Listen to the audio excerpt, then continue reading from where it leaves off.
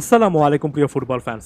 Lionel মেসির পরবর্তী match খেলা না খেলা নিয়ে একটা আপডেট আছে এবং অ্যাজ ইট ইজ এই আপডেটটা জানিয়ে দেব এবং একই সঙ্গে এই জিনিসটাও আরও একবার পরিষ্কার করে বলে দেওয়ার চেষ্টা করব কিভাবে একটা আপডেটকে এক্সাজারেট করে অর্থাৎ নিজেদের মতো বানিয়ে বানিয়ে বলে গুজব ছড়ানো হয় শুধুমাত্র ভিউর জন্য, শুধুমাত্র নিজেদের চ্যানেলের কাটতির জন্য। দেখুন, প্রথমত লিওনেল মেসি প্রসঙ্গে তার এই সর্বশেষ ম্যাচে ফাউলের শিকার হওয়ার পরবর্তী অবস্থা সম্পর্কে কথা বলেছেন হাভিয়ার মোরালেস, ইন্টার মায়ামির সহকারী কোচ, এবং তার এই আপডেটটা অফিসিয়ালি বিভিন্ন প্ল্যাটফর্মে এসেছে বাংলাদেশ টাইম অনুযায়ী মে 15, অর্থাৎ আজ একেবারে ভোরে। এখানেও আপনারা 3:44 AM এমন একটা টাইমিং কিন্তু ইএসপিএনের প্ল্যাটফর্মে দেখছেন। তাই এর আগে যে ধরনের আপডেটই বলা হয় এবং সে আপডেটগুলো যদি এখন এসে সত্য প্রমাণিত হয়, তারপরও আমি বলবো সে আপডেটগুলো যে ইন্টেনশন থেকে দেওয়া হয়েছে সেটা রাইট ছিল না, এটা অনেকটা তুক্কা ছিল। একটা প্লেয়ার আঘাতপ্রাপ্ত হলে তিনি বড় রকমের ইনজুরিতে পড়েছেন কিনা পড়েন নাই, এটা আসলে একটা 50-50 চান্স, অর্থাৎ যে কোনো দুটো ঘটনার মধ্যে একটা ঘটনা ঘটবে। আপনি যে কোনো একটা ঘটনার কথা বলে ফুলিয়ে ফাঁপিয়ে সে জিনিসটা আপনার ইউটিউব চ্যানেলে, সে জিনিসটা আপনার টিভি চ্যানেলে পাবলিশ করতে পারেন, সেটা হওয়ার সম্ভাবনা 50% থাকে। যদি তুক্কাটা অর্থাৎ গেসটা লেগে যায় তাহলে আপনি জিতবেন, নিজের ক্রেডিটটা নেবেন।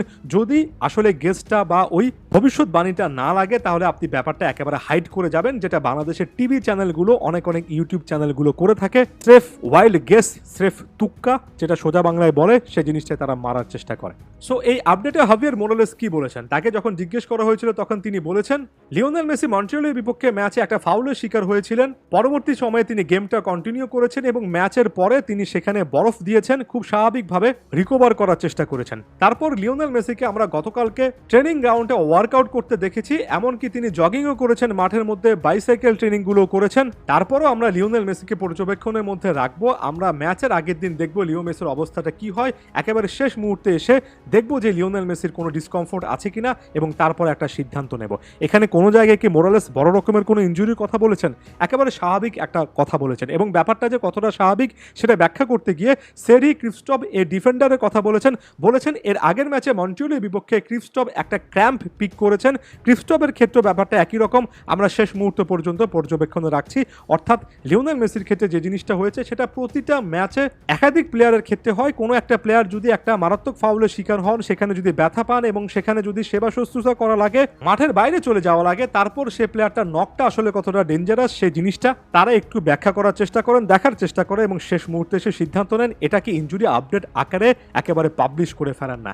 এমনকি ইএসপিএনেরও তো মানুষদেরকে টানার একটা দরকার আছে, চমকপ্রদ হেডলাইন দিয়ে মানুষকে আকৃষ্ট করার ব্যাপার আছে। ইএসপিএন সেই টাইপের একটা হেডলাইন দিয়েছে, এখানে তারা বলেছে যে Messi are doubt for Inter Miami Orlando game with injury knock.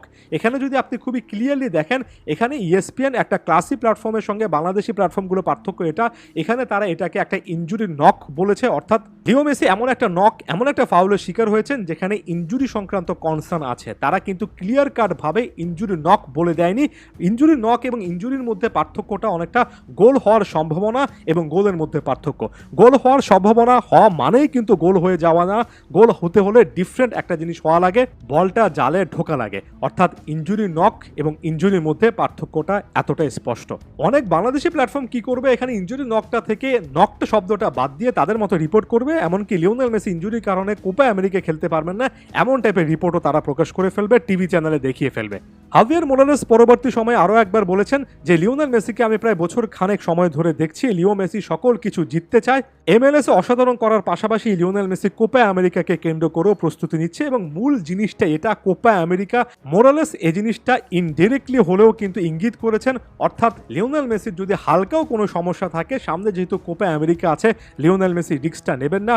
অরল্যান্ডোর বিপক্ষে ম্যাচ কিংবা সামনের এই ম্যাচগুলোতে এমন সিনারিওতে তিনি নাও খেলতে পারেন। তাই আগামীকালকে লিওনেল মেসি যদি ম্যাচটা না খেলেন, বিশাল ইনজুরিতে তিনি পড়ে গিয়েছেন, কোপা আমেরিকা মিস করতে যাচ্ছেন, এমন টাইপের গুজবের দিকে নজর না দিয়ে এই জিনিসটা মনে রাখবেন। মোরালেস এ ব্যাপারটা একদিন আগে কিন্তু ব্যাখ্যা করেছিলেন, কোপা আমেরিকার আগে লিওনেল মেসি কোনো রকমের রিস্ক নিতে চান না, সেটাই মূল কারণ হতে পারে। এটাকে একেবারে বড় রকমের ইনজুরির দিকে নেওয়ার এখনো কোনো সুযোগ নেই। এখন পর্যন্ত সেই টাইপের মেডিকেল রিপোর্ট বা কোনো কিছু লিওনেল মেসির ক্ষেত্রে করানো হয়নি, কোনো রকমের আপডেটও আসেনি। যাওয়ার আগে আমি দুটো কথা আরও একবার রিক্যাপ করব। প্রথমত, আপডেটটা এসেছে মের 15 তারিখ বা 14 তারিখ রাতে। এর আগে যত কথাই বলা হয়েছে ম্যাক্সিমাম জিনিসই ভুয়া, কারণ কোনো অফিসিয়াল প্ল্যাটফর্ম থেকে বা কোনো একজন ইন্টার মায়ামি সংশ্লিষ্ট ব্যক্তি এই ব্যাপারগুলো নিয়ে কথাবার্তা বলেননি। দ্বিতীয় ব্যাপারটা হচ্ছে ইনজুরি নক, হালকা একটা চোট, একটা জায়গায় ব্যথা পাওয়া, সেটার সঙ্গে ইনজুরিতে পড়ে গিয়েছেন, কোপা আমেরিকা অনিশ্চিত হয়ে পড়েছে, এগুলোর মধ্যে আকাশ পাতাল পার্থক্য আছে। ওই যে গোল হওয়ার সম্ভাবনা এবং গোলের মধ্যে যে পার্থক্য, সেটা আরও একবার বললাম। কোনটা আসলে ইনফরমেশন, কোনটা এই ইনফরমেশনের উপরে এক্সট্রা কয়েকটা লেয়ার অ্যাড করে মাখন লাগিয়ে আপনাদের সামনে প্রেজেন্ট করা ভিউ বাণিজ্যের জন্য, সে জিনিসটা এতদিনে বোঝা উচিত। না হলে ফুটবল ফ্ল্যাগের কার্যক্রমের বড় একটা অংশ কিন্তু ব্যর্থ। এই জিনিসটা হতাশা নিয়ে বলতে হয়। ধন্যবাদ।